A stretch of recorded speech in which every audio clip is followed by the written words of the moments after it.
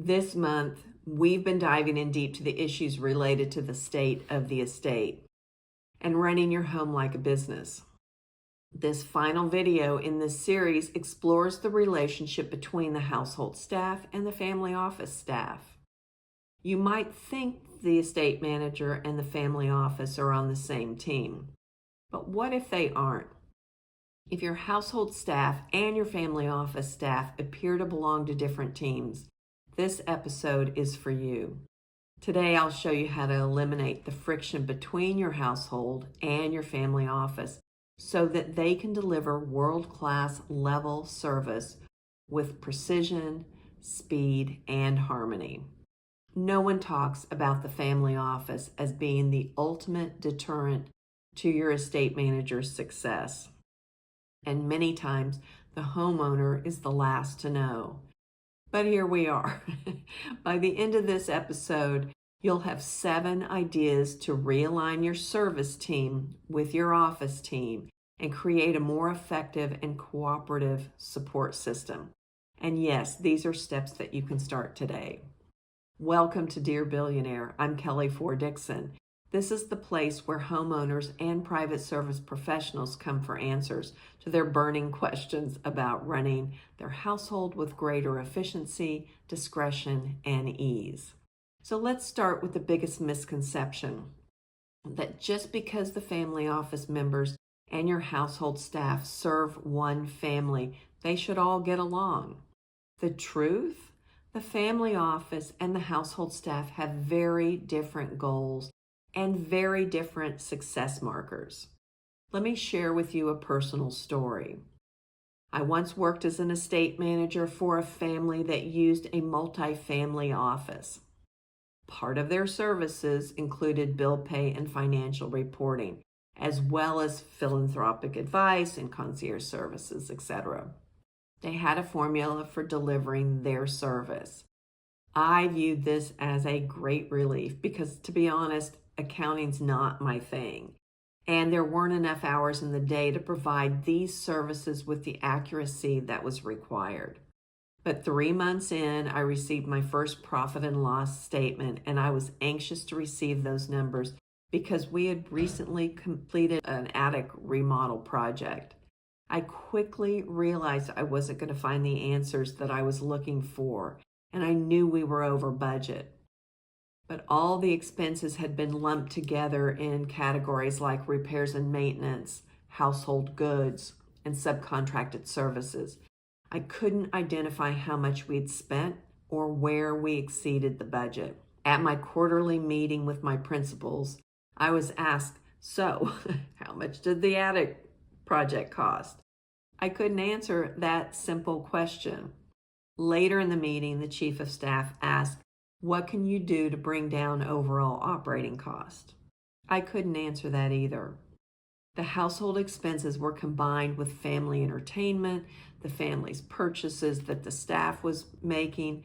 Therefore, besides instructing my staff to turn off the lights when they left the room or more tightly managing the irrigation schedule, I had no way of differentiating between discretionary expenses and the household operating expenses, nor did I have any data to establish a clear budget for the next year.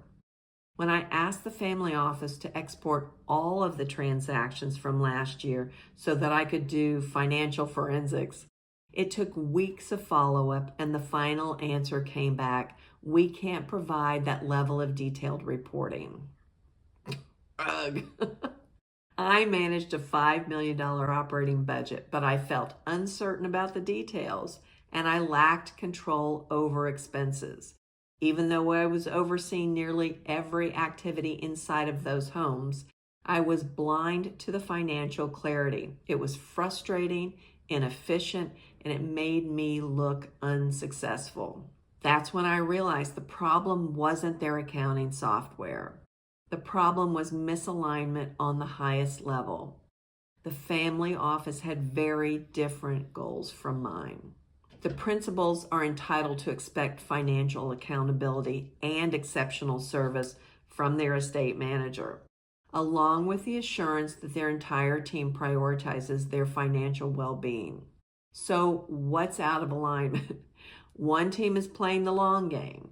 The other is sprinting through daily operations. The real issue is strategic service versus on-demand response. The family office is built for planning, protection, and long-term growth. Their work involves risk assessment, compliance, and asset management. They think in terms of quarters and years. Yet the household staff is built for rapid-fire responsiveness.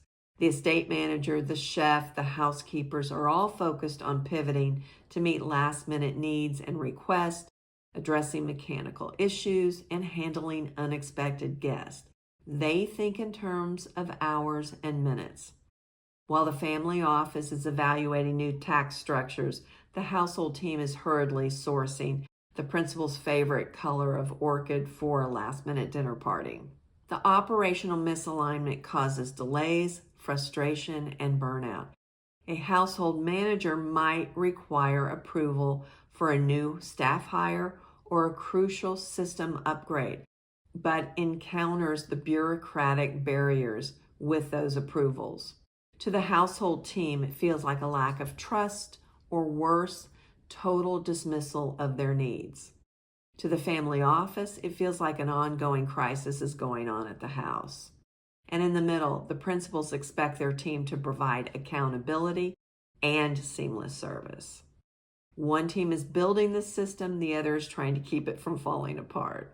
To align strategy with service, here are the 7 steps that I recommend that bring these two teams closer to strengthening the entire estate operations. The first one is to designate a liaison between the two teams. Assign someone, often it's the estate manager or the chief of staff, to act as a translator between both teams.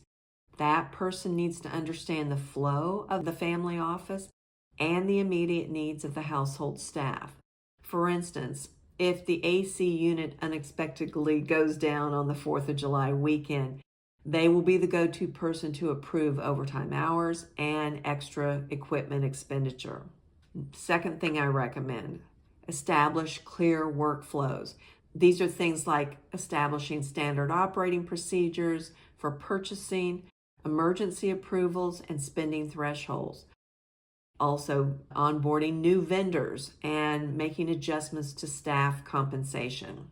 Pre-approval thresholds can streamline reoccurring decisions and reduce micromanagement. These solutions could include a proposal system, a percentage contingency on the overall operating budget for emergency expenses, and pre-approved raises and a year-end bonus. The third thing I suggest, use a shared system for transparency. Implement a platform or a tool that allows both teams to track tasks, principal requests, spending, and approvals in real time without chasing down emails or receipts. Our How to Manage a Mansion system is built specifically for this reason. However, there's many other cloud-based servers like Google Drive and Microsoft Office or private servers or software available. The fourth thing I suggest is separate household financials. I like to create 2 dedicated charts of accounts, one for discretionary funds for the family and other for the household. Distinguish the household operating expenses, the major purchases, discretionary items from the broader accounting system. Isolate individual projects like the attic remodel, and this enables the estate manager to respond to the inquiries directly related to that project. I now recommend and use 2 QuickBooks accounts, one for family purchases, the other one for household operating expenses. The fifth thing that I suggest every team does is to hold strategic meetings. Regularly sync both of these teams on upcoming projects, budget pressure points, seasonal needs, and service trends. These meetings create visibility and eliminate surprises. Share challenges from both camps and provide solutions so that both teams can accomplish and succeed at their goals. Plan a day each quarter out of the office and cater lunch. Let each department head do a report, and that's maybe from the kitchen, the housekeeping staff, the family office, or whatever you've got. And that should include an update with their goals and deadlines for what was accomplished in this quarter and what's coming up in the next quarter. Ensure buy-in from the principals before the end of the session or immediately afterward to maintain the momentum and focus on everyone's part. The sixth thing I recommend is to build a 12-month strategic plan. Outline known initiatives, so like renovations, family travel, staff PTO, holidays, and maintenance cycles. This master calendar supports aligned planning and proactive decision-making. Capture all the department's initiatives on a timeline, which will allow you to move things around to even out the expenditures. Include costs associated with each event and track progress and collaboration on your operating system. The seventh and final thing that I suggest that you do is develop an annual operating budget. And it doesn't matter if you have an unlimited spending limit. Work with the estate manager to create a detailed annual budget. Include past trends, upcoming initiatives, and seasonal spending. Review this monthly or quarterly with variance reporting to improve financial accountability. With these two financial accounts, the family expenses and the household expenses, you can quickly determine if certain projects and expenses can shift to another quarter to balance out overall expenditures if needed. Remember, the family office and the household team desire the same outcome: a secure, highly functioning, well-managed estate that retains or increases its value, along with satisfied principals. Isn't it time that your service matches with your standards without a tug-of-war behind the scenes? When strategy and service align, everyone wins, especially the family. If you missed any of our earlier videos in this series of the state of the estate related to strategic action plans or the biggest mistakes billionaires make, or determining whether to fix or fire a key staff member, please check out the links below to gather that important information. Next month, we're diving into the heart of the estate, so I hope you'll join us. For a quick overview of all of our systems and services to get your estate on track, check out our newest Dear Billionaire brochure linked below, or visit our website at estatemanagementsystems.com. And as always, please reach out if you have any specific questions. Thanks for listening, and I'll see you next week.